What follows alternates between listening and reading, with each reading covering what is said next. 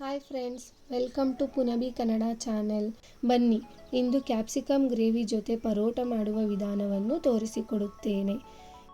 ಇದನ್ನು ಮಾಡಲು ಬೇಕಾಗಿರುವ ಇಂಗ್ರೀಡಿಯೆಂಟ್ಸ್ಗಳನ್ನು ತಿಳಿದುಕೊಳ್ಳೋಣ.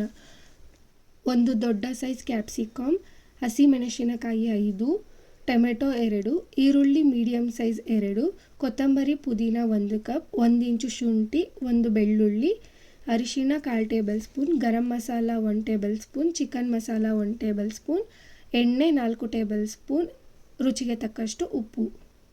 ಈಗ ಇದನ್ನು ಮಾಡುವ ವಿಧಾನ. ಒಂದು ಬಾಣಲೆಗೆ 4 ಟೇಬಲ್ ಸ್ಪೂನ್ ಎಣ್ಣೆ ಹಾಕಿ ಅದು ಬಿಸಿಯಾದ ನಂತರ ಈರುಳ್ಳಿ ಹಾಕಿ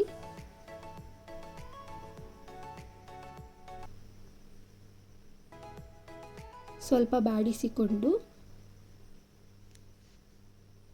ಅದಕ್ಕೆ 1/4 ಟೇಬಲ್ ಸ್ಪೂನ್ ಅಷ್ಟು ಉಪ್ಪು ಹಾಕಿ ಅದು ಗೋಲ್ಡನ್ ಬ್ರೌನ್ ಬರುವ ಹಾಗೆ ಕರಿದುಕೊಳ್ಳಬೇಕು.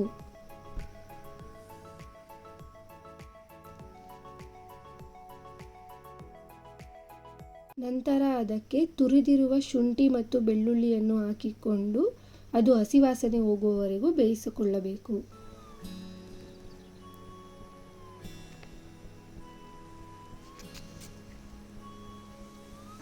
ಆಮೇಲೆ ಕ್ಯಾಪ್ಸಿಕಮ್ ಮತ್ತು ಹಸಿಮೆಣಸಿನಕಾಯಿ ಹಾಕಿ 5 ನಿಮಿಷ ಮೀಡಿಯಂ ಫ್ಲೇಮ್ನಲ್ಲಿ ಬೇಯಿಸಿ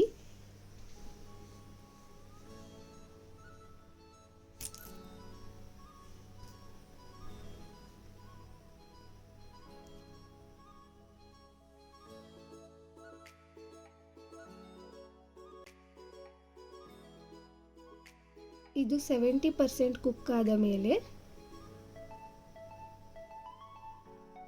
ಟೊಮೆಟೊ ಹಾಕಿ ಬೇಯಿಸಿಕೊಳ್ಳಬೇಕು.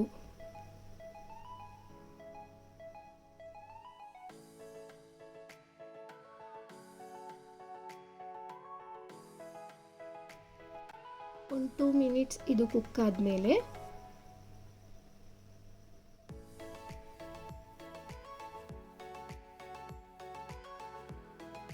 ರುಚಿಗೆ ತಕ್ಕಷ್ಟು ಉಪ್ಪನ್ನು ಹಾಕಿಕೊಳ್ಳಿ.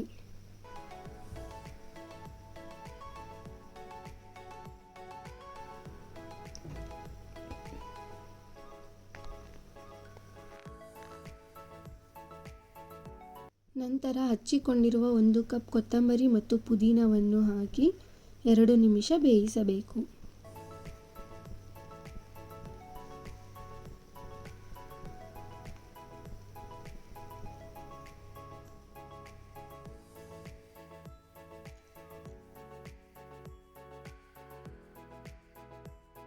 ಆಮೇಲೆ 1/4 ಟೇಬಲ್ ಸ್ಪೂನಷ್ಟು ಅರಿಶಿಣ, 1 tablespoon garam masala, 1 tablespoon chicken masala ಹಾಕಿ ಲೋ ಫ್ಲೇಮ್ನಲ್ಲಿ 10 ನಿಮಿಷ ಚೆನ್ನಾಗಿ ಬೇಯಿಸಿಕೊಳ್ಳಬೇಕು.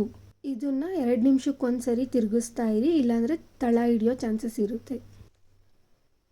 ಇದನ್ನೆಲ್ಲ ಮಾಡೋದಕ್ಕೆ ಮುಂಚೆನೇ ನಾನು ಪರೋಟಾಗೆ ರೆಡಿ ಮಾಡ್ಕೊಂಡಿದ್ದೆ, ಅದಕ್ಕೆ ಅದನ್ನು ವೀಡಿಯೋ ಮಾಡೋದಕ್ಕಾಗಲಿಲ್ಲ. ನಿಮಗೆ ಪರೋಟ ಮಾಡೋದು ವೀಡಿಯೋ ಬೇಕು ಅಂದರೆ ಕಮೆಂಟ್ ಸೆಕ್ಷನಲ್ಲಿ ತಿಳಿಸಿ, ನಾನು ಅದನ್ನು ಸಪ್ರೇಟ್ ವೀಡಿಯೋ ಮಾಡಿ ಹಾಕ್ತೀನಿ.